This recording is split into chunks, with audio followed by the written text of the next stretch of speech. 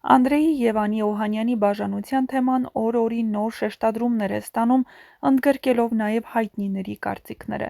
Եթե սկզբում այս ամենը պարզապես անձնական պատմություն էր, ապա հիմա այն դարձել է հանրային քննարկման առանցքային թեմա բացահայտումներով, ենթադրություններով ու հարցերով, որոնց պատասխանները դեռ մթագնած են։ Հաղորդավարուհի երգահան Մարինա Թագակցյանը իր ֆեյսբուքյան էջում հիշում է մի հետաքրքիր դրվագ, որը կապված է Անդրեյի մոր հետ։ Անցյալ տարվա մայիս ամսվա սկիզբն էր կամ ապրիլի վերջը,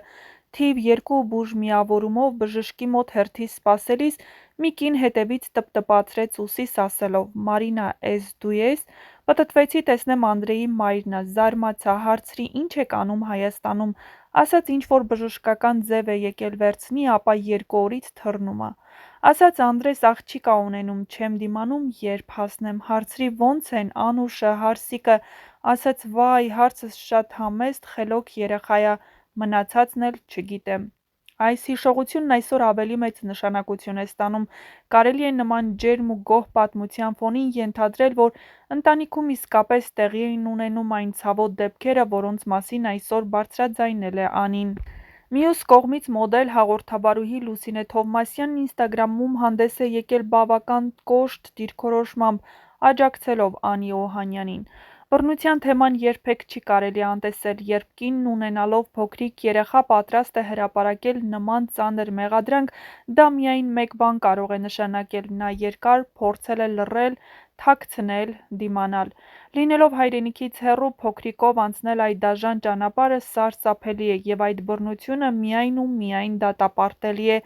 ուժը բռնություն չէ, այլ ճշմարտությունը բարձրաձայնելու։ Ահա այսպիսի տարբեր, երբեմն կտրուկ տարբերակվող արձագանքներ են հայտնվում համացանցում։ Մի մասը վստահ է, որ Անիի գրառումը քաջության դրսևորում է ընդդեմ ընտանեկան բռնության, մյուսները ենթադրում են, որ այն կարող է լինել իրավական պայքարի մաս կապված Ամերիկայի Միացյալ Նահանգներում երեխայի խնամակալության կամ մնալու իրավունքի հետ։ Հայտնի է նաև, որ գործը գտնվում է դատախազությունում, հնարավոր է առաջիկայում ավելի կոնկրետ իրավական զարգացումներ լինեն, բայց մինչ այդ հանրային հետաքրքրությունը շարունակում է մեծանալ։ Երեկ հաղորդավար Այրա Ղազարյանը, անդրադառնալով երգիչ Անդրեյի կնոջ հրապարակմանը, պատմել է, որ Ամերիկայի Միացյալ դատավարություն է տեղի ունենում, Անդրեն դատավորի թույլտվությամբ է եկել Հայաստան, որպեսզի մասնակցի Հայ Սուպերսթար 6-ին որպես ժյուրի։ Անդրեն իր երեխային պարբերաբար հանդիպում է նույն դատավորի թույլտվությամբ, եթե Անդրեն լինել հատկապես վտանգավոր հանցագործ, ապա Ամերիկայի Միացյալ Նահանգներում դատավորը նրան հաստատ թույլ չէր տա, որ լքի երկիրը, ավելացրել էր հաղորդավարը։ Դերասանուհի Ելենա Բորիսենկոն նաև անդրադարձել էր երգիչ Անդրեյի նախկին կնոջ Անի Օհանյանի համացանցում մեծ աղմուկ բարձրացրած հրապարակմանը։ Ես միշտ պաշտպանում եմ կանանց և երբեք մեկնաբանություններ չեմ թողնում չափազանց անձնական թեմաներ քննարկող գրառումների տակ, բայց ես քեզ չեմ հավատում, իբրև բարձրացնում ես ցավոտ թեմա կանանց համար և կոչ ես անում չլռել, բերելով քո օրինակը, բայց դու հզորագույն մանիպուլյատոր ես։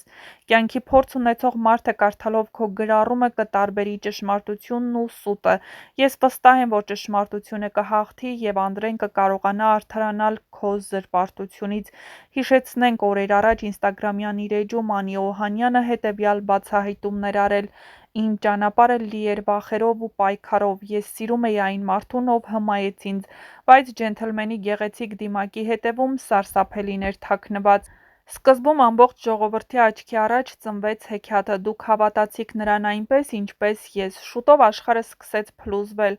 իմ ամեն օրը սկսվում էր տագնապով ու անհանգստությունով, այսօր նա չար կլինի, թե բարի,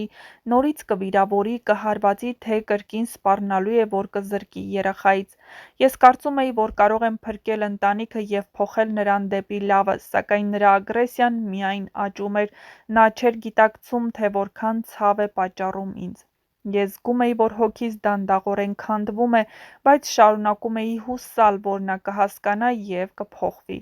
Ես հասկացա, որ սերը չպետք է տառապանք բերի, կներես բառը ելք չէ, դա անընդհատ կրկնվում էր։ Այսօր ես համարձակվում եմ խոսել։ Այս ամբողջ ընթացքում ես ստիպված էի ժպտալ տեսախցիկների և մարդկանց առջև ցուցադրել երջանկություն այն ժամանակ, երբ ոչ ոք չգիտեր, թե ինչ է կատարվում փակ դռների հետևում։ Այս գրառումը ոչ միայն աղաղակ, հոգու, դա կանչ է բոլոր կանանց, ովքեր տառապում են ինձ նման, աղջիկներ, կանայք, մայրեր, դուք արժանի եք սիրո, որը բերում է լույս և ոչ թե խավար։